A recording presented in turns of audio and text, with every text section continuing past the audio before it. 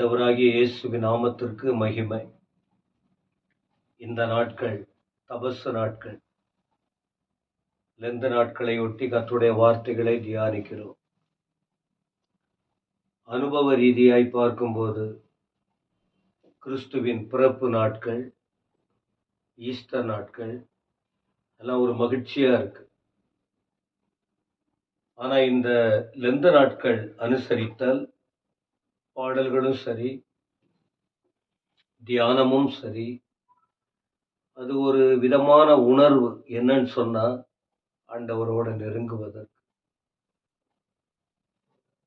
40 வருஷத்துக்கு மேல நான் பார்த்துக்கிட்டு இருக்கிற இந்த அனுபவங்கள், ஆனா நன்மையாக தெரிகிறது. நம்ம அந்த பாவம் நிறைந்த உலகத்தில் வாழ்ந்து கொண்டிருக்கிறோம். அப்ப தேவனிடத்தில் நெருங்குவதற்கு ஒரு பெரிய வாய்ப்பு உண்டு. அதனாலதான் ஆண்டுடைய வார்த்தைய, அவருடைய பாடு, அவருடைய மரணம், அவருடைய அர்ப்பணிப்பு, ஆண்டுடைய தியாகம், என அவர் உண்மையுள்ள தெய்வம். அவர்தான் உண்மையான தெய்வம். இந்த வேதத்தை படிக்க ஆரம்பிச்சுட்டா, இந்த ஆண்டுடைய காரியத்தை புரிய ஆரம்பிச்சுட்டா, அவரை போல வேறு ஒரு காரியம் இல்லை. அந்த அன்பை விளக்கி சொல்ல நமக்கு ஞானமும் இல்லை. எனவே இப்படி வார்த்தைகளை சொல்லும் போது தேவ ஜனங்கள், நீங்கள் கவனியுங்கள். 3வது நாளாக கடந்த 2 நாட்கள் உங்களுக்கு ஆண்டுடைய வார்த்தையை அறிவிச்சிருக்கிறோம். இன்னைக்கு 3ஆம் தேதி, 8ஆம் தேதி, 3வது நாள். இயேசு கிறிஸ்து சிலுவையில அறையப்பட போறார். நான் அங்கும் இங்குமாக தான் சொல்ல விரும்புறேன், கோர்வைப்படுத்தி சொல்லல. இயேசு கிறிஸ்துவ பிடிச்சிட்டாங்க. 15ஆம் அதிகாரம் மார்க்கு சுவிசேஷம் 15ஆம் அதிகாரம் 1 வசனத்துல, பொழுது விடியுது. பிரதான ஆசாரியர், மூப்பர், வேதபாரகர், ஆலோசனை சங்கத்தார், 4 விதமான கூட்டங்கள் இயேசுவை வளைந்து கொண்டார்கள், பிடித்தார்கள், கொலை செய்ய தீர்மானிக்கிறார்கள். ஆசாரியர், மூப்பர், வேதபாரகர், ஆலோசனை சங்கத்தார் கூடி ஆலோசனை பண்ணி இயேசுவை கட்டுறாங்க, கட்டி கொண்டு போறாங்க. யாருகிட்ட? பிலாத்து கிட்ட கொண்டு போயிட்டு ஒப்பு கொடுக்கிறாங்க. பிலாத்து யாரு? ரோம அரசாங்கத்தின் ஆளுநர். அப்புறம் அவருடைய விசாரணை எல்லாம் அடுத்த பகுதியில் தொடர்ச்சியாய் வருகிறது.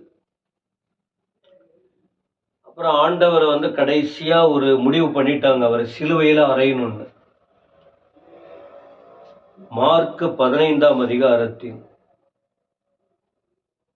22, 23 இந்த வசனங்களை படிக்கிறேன். கபாலஸ்தலம் என்று அர்த்தம் கொள்ளும் கொல்கதா என்னும் இடத்துக்கு அவரை கொண்டு போனார்கள். கபாலஸ்தலம், கொல்கதா. அப்ப அந்த இடத்துல கொண்டு போயிட்டு வெள்ளை போளம் கலந்த திராட்சை ரசத்தை அவருக்கு குடிக்க கொடுத்தார்கள். அவர் அதை ஏற்றுக்கொள்ளவில்லை. ஏன் அப்படின்னா, இது ஆண்டவரை சிலுவையில் அடிக்கிறதுக்கு முன்னாடி இருக்கிற விஷயம். ஏற்கனவே அவர் உடல் களைப்பு, ரத்தம் உடம்பு விட்டு போயிடுச்சு, உடல் பாதிக்கப்பட்டிருக்கு, ஆவியிலே பாதிப்பு, ஆத்மாவிலே பாதிப்பு, ஆண்டுடைய சரீரத்திலே பாதிப்பு. சிலுவையெல்லாம் சுமந்திருக்கிறார், பரியாசம்லாம் பண்ணியிருக்காங்க, எவ்வளவு கேவலப்படுத்தி இருக்காங்க. அப்ப இந்த நிலையில அவரை வெள்ளை போளம் கலந்த திராட்சை ரசம், அப்ப அப்படின்னா அது திராட்சை ரசத்தை கொடுக்கறாங்க. அது எப்படிப்பட்டது? கசப்பானது, கசப்பு நிறைந்தது. மத்தேயு 27:34 படிக்கிறோம், லூக்கா 23:36 படிக்கிறோம். கசப்பானது, கடற்காளான். அத ஆனா ஆண்டவர் என்ன பண்ணாருன்னா, இது எதுக்காக அதை கொடுக்கறாங்க? அவருக்கு கசப்பு கலந்த காடியை கொடுக்கறாங்க. அப்ப கொடுக்கும்போது ஆண்டவர் அதை ஏற்கவில்லை. குடிக்க கொடுத்தாங்க, அதை ஏற்கவில்லை.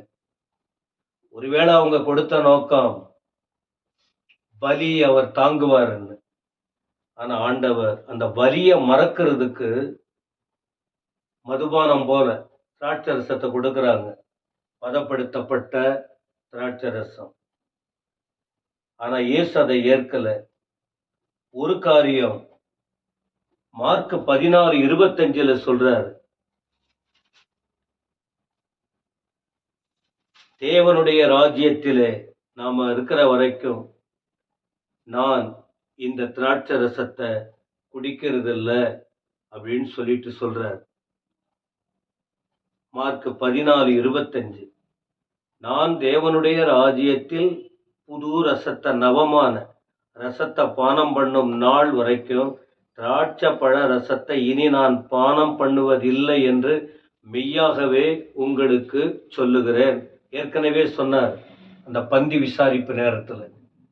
அந்த ராப்போஜனம், தன்னுடைய சரீரத்தை தன்னுடைய இரத்தத்தை நினைவு கூறும்படி அனுசரித்த அந்த பஸ்கா, அந்த நேரத்தில் அவர் சொன்னார். அதன்படியே இப்ப அவர் வாயில திராட்சை ரசத்தை கொண்டு வந்து வைக்கிறாங்க. அவர் அதை ஏற்கல. ஒண்ணு. ரெண்டாவது, அவர் முழு வலியையும் வேதனையும் அவர் ஏற்றுக்கொள்ள ஆயத்தமாய் இருந்தார், சகித்தார். ஆண்டவர் இயேசு இவ்வளவு பாடுகள், கசப்பான அனுபவம். கடைசியில 15ஆம் அதிகாரத்தின் 24ஆம் வசனம் சொல்லுகிறது, அப்பொழுது அவரை சிலுவையில் அறைந்தார்கள். ஆண்டவர் ஏற்கனவே சொன்னதுதான். இப்போ ஆண்டவர் இயேசுவை சிலுவையில் அறைஞ்சிட்டாங்க. அதற்கு முன்னாடி அவர் எவ்வளவு பாடுபட்டிருக்காரு பாருங்க.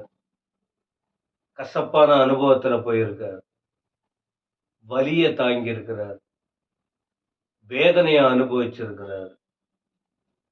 இப்படிப்பட்ட இயேசு சிலுவையிலே அறையப்பட்டார். அப்ப சிலுவை என்பது, அதை குறித்து நாம சொல்றோம் உங்களுக்கு. ஆலயத்துல தியானிக்கும் போது அந்த சிலுவையை குறித்த விஷயங்கள் டெய்லி 1 மணி நேரம் பேசுறேன் தியான கூட்டத்துல. ஆனா உங்களுக்கு ஒரு வசனத்தை வைத்து 10 நிமிஷம் பேசுறேன். எனவே பிரியமானவர்களே, ஆண்டவர் கடந்து போன பாதை. அப்ப என்ன சொல்றார்? 2 விஷயம் சொல்றார். பாவமில்லாத இயேசு யாருக்காக இந்த கசப்பான பாதையில் போனார், வலியை தாங்கினார், வேதனையை ஏற்றுக்கொண்டார், எல்லாத்தையும் தள்ளிவிட்டார்னு சொன்னா நமக்காக தான். அப்ப நாம என்ன செய்யணும்? அந்த ஆண்டவரை நினைச்சு வாழணும். நமக்கும் சில நேரத்தில் இதை போல அனுபவங்கள் வரும், கசப்பான அனுபவம் வரும், வேதனைகள் வரும். ஆனா ஆண்டவரை நமக்கு முன்னாடி வச்சுக்கணும். அவர் பரிசுத்தர், நமக்காக பலியானார். நாம பாவிங்க, அந்த பரிசுத்தரை நோக்கி பார்க்கணும். இப்படி ஒவ்வொரு நாளும் ஒரு வசனமா உங்களுக்கு நான் குறிப்பிடும் போது இந்த வார்த்தைகளை தியானம் பண்ணுங்க, சிந்திங்க, பாராமுகமா விட்டுறாதீங்க, பயத்தோட இருங்க, ஆண்டவருக்காக வாழுங்க. இந்த நாட்கள் அதிகமா அவரோட நெருங்குவதற்கு வாய்ப்பு. தேவன் அப்படிப்பட்ட ஞானத்தையும் உணர்வையும் தெளிவையும் பரிசுத்தமாய் வாழ வேண்டும் என்கிற சிந்தனையையும் அனைவருக்கும் ஆண்டவர் தருவாராக. இந்த ஆண்டவரை குறித்து தியானிக்கிற இந்த வார்த்தைகள் உங்கள் கண் முன் எப்பொழுதும் இருக்கட்டும். ஆவியானவர் உங்களுக்குள்ள அந்த உணர்வை தரட்டும். கர்த்தர் உங்களை ஆசீர்வதிப்பாராக. ஆமென். ஆமென்.